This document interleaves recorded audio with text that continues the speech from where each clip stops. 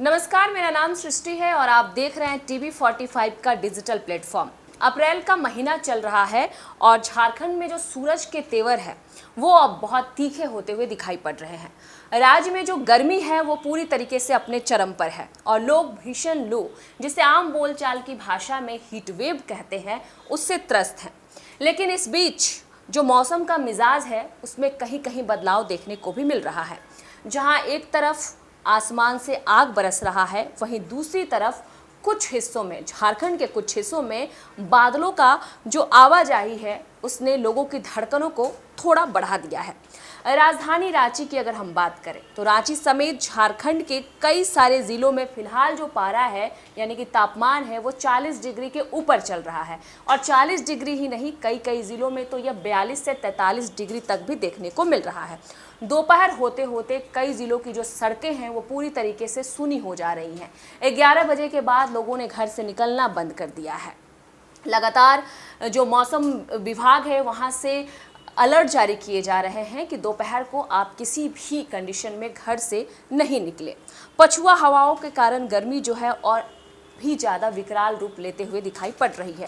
मौसम विभाग का इसको लेकर ये कहना है कि बिहार से लेकर छत्तीसगढ़ तक एक ट्रफ लाइन जिसको हम बोलते हैं, इसका असर जो है झारखंड के संथाल, परगना और कोल्हान प्रमंडल में देखने को फिलहाल मिल रहा है। गर्मी जिस तरीके से बरस रही है झारखंड में, तो हम ये कह सकते हैं कि उसी का इफेक्ट देखने को मिल रहा है।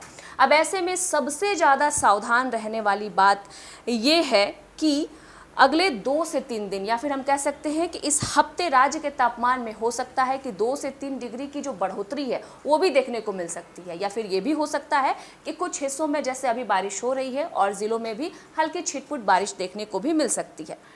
ऐसे में इन तमाम स्थितियों को देखते हुए मौसम विभाग ने अपने तरीके से गाइडलाइन जारी किया है और गाइडलाइन जारी करते हुए ये कहा है कि दोपहर के 12 बजे से लेकर शाम के 4 बजे तक धूप में निकलने से हम सभी को बचना है।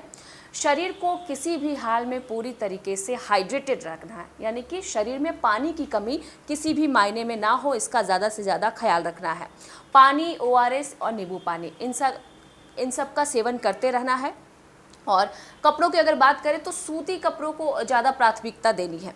वैज्ञानिकों का इसको लेकर अनुमान है कि आने वाले 25-26 अप्रैल तक गर्मी जो है वो अपने चरम पर होगी, पिक पर होगी, यानी कि जो गर्मी अभी हम झेल रहे हैं शायद इससे भी ज़्यादा हमें गर्मी झेलने को मिल सकती है झारखंड में।